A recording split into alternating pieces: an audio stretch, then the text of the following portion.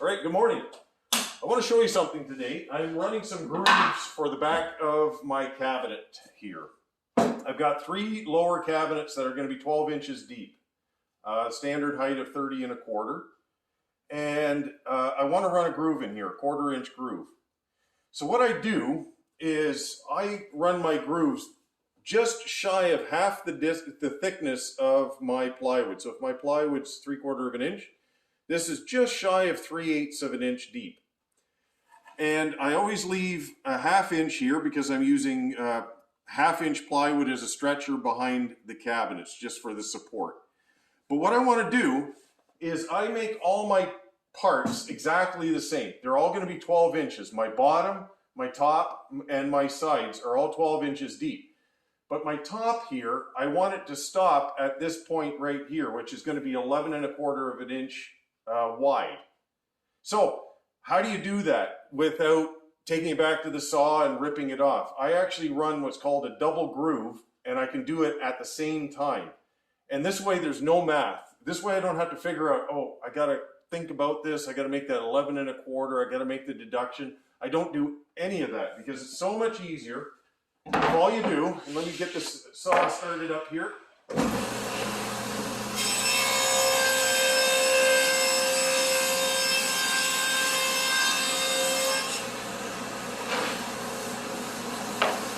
Now I want to run a second groove on the other side.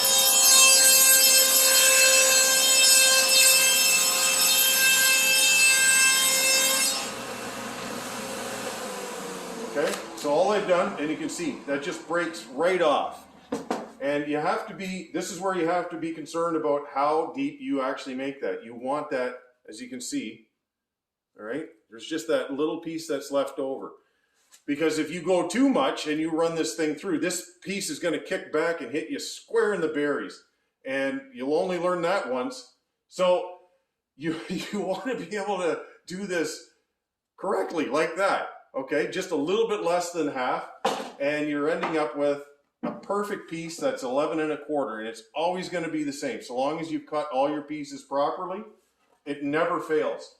So what I do with this, I want to show you this. Okay, so there's my dado set, 1/2 inch, 1/4 inch, 1/2 inch leftover, 1/4 inch groove right there. And I want to make sure that on my cursor right here, this is exactly 1/2 inch. So I never deviate off of that, and I want to make sure that when it says 1/2 inch right here, it's 1/2 inch here, and you have to get that right. That's the most important. Second thing is the height. The height of my dado stack there is controlled by this right here. And I have this now because I use 3/4 inch plywood. It doesn't matter. It doesn't matter where this is. I know that I have to be at basically 3 o'clock with the handle, and I've got a mark right there. And I know every time it's going to be in the same location because it's gear driven. So anyways, that is the simple process of making a groove that you can't make a mistake. Once you've set this thing up properly, you will not make a mistake with this. And you think that that's not a safe procedure? Actually it is, because this thing never kicks back when you do this right, and it just peels right off.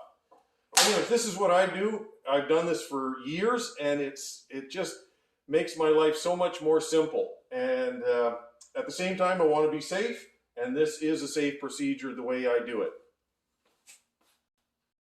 All right, so there's a second part to this here. So as I was saying, that if you make your dado half the thickness of your panel here, it's going to make your life easier for figuring out the sizes of your backs. So you can calculate that out in the same way, like deducting or whatever. But I find once my cabinets are done, I'm ready for putting backs in. And what I like to do is I like to visually see my measurements as opposed to doing the deduction and writing it down, because I find you can make a mistake. But if you're looking at your tape measure, I find it's much easier to not make that mistake. So my base cabinets, it's fairly simple to figure out what this is, okay? Just because I've got a groove, I can't stick my tape measure into that groove because it's only 1/4 of an inch. So this is the only one where I'll have to actually add to the measurement. So it's 29 1/2 plus the thickness half the thickness, so 29 and 7/8. Okay, so that's one that I actually have to do math to. But my width, and this is where it's very important, because that's a number I always know, 29 and 7/8 as far as my height, because my base cabinets are always exactly the same. But it's the width that changes all the time.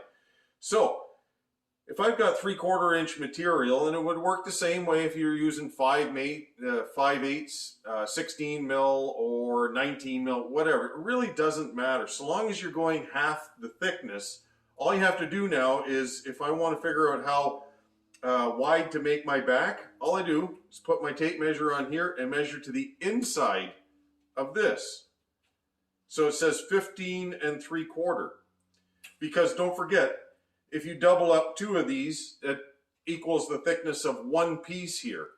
So if I'm going to put it in the groove here, yeah, there you go, 15 3/4. So it's very simple. If you're doing half the thickness of your material, it's always going to be hook onto your tape measure here and measure to the inside, 15 3/4.